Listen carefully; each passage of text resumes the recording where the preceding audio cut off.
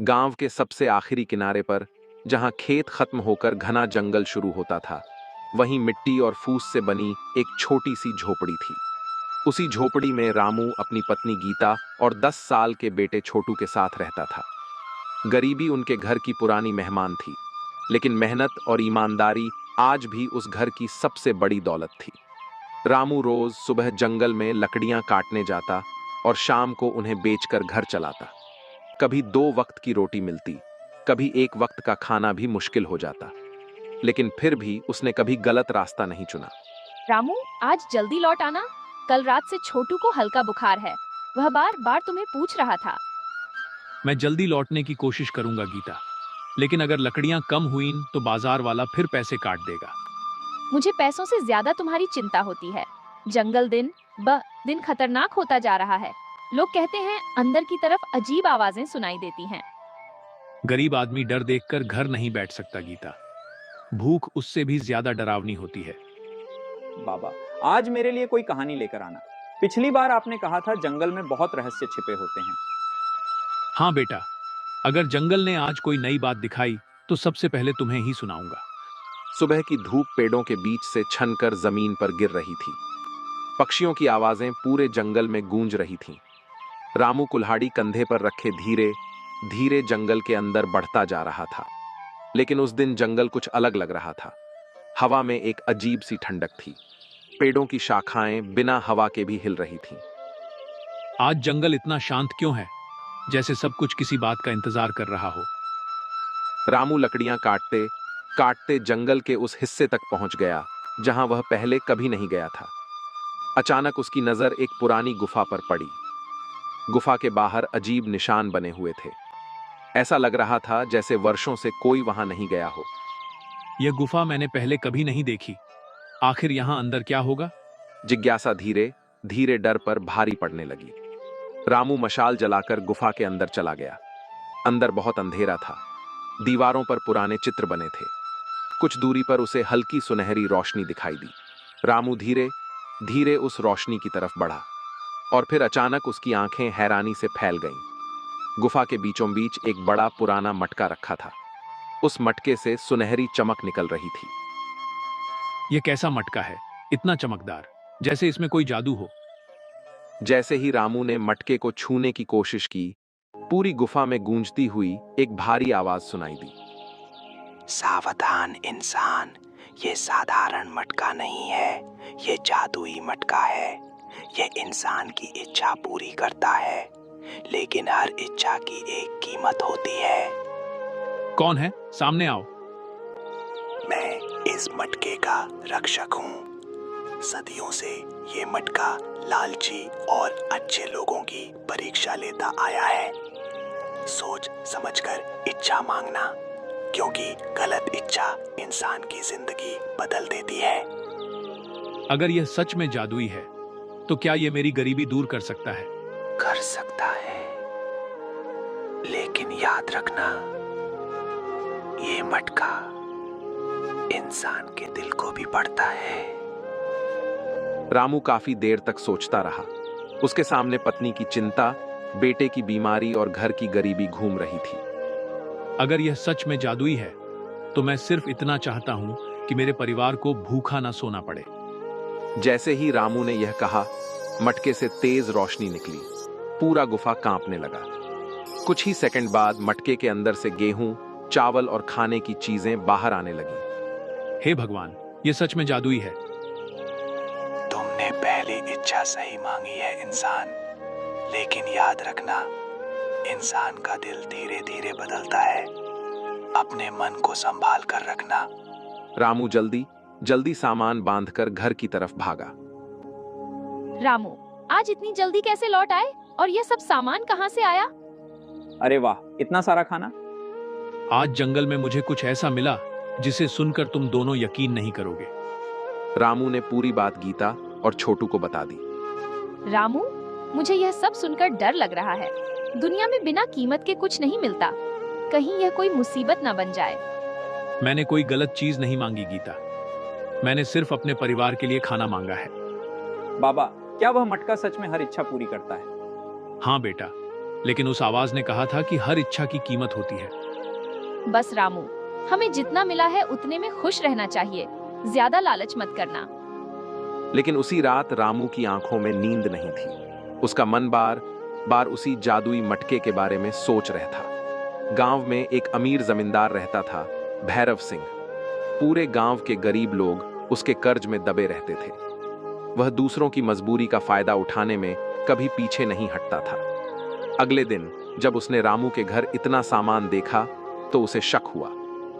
अरे रामू, कल तक तेरे घर में खाने को दाना नहीं था और आज इतना सामान, कहीं चोरी वोरी तो नहीं की? नहीं मालिक, भगवान ने मदद कर दी बस। भगवान गरीबों पर इतनी जल्दी मेहरबान नहीं होता, जरूर कोई राज है। भैरव सिंह की आंखों में लालच साफ दिखाई दे रहा था। कुछ दिनों तक सब ठीक चलता रहा। घर में खाने की कमी खत्म हो गई। छोटू की तबीयत भी सुधरने लगी। लेकिन धीरे धीरे रामू के मन में नए विचार आने लगे। अगर मटका इतना सब दे सकता है तो क्या मैं छोटा सा पक्का घर नहीं मांग सकता?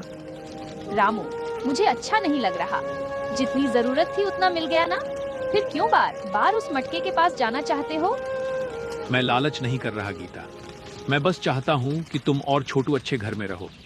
बारिश में यह झोपड़ी हर बार टूट जाती है। अगली सुबह रामू फिर जंगल की गुफा में पहुंच गया। तुम फिर आ गए इंसान। मैं अपने परिवार के लिए एक छोटा सा पक्का घर चाहता हूं। इच्छा पूरी होगी, लेकिन याद रखना, हर नई इच्छा इंसान के दिल को थोड़ा और बदल देती है।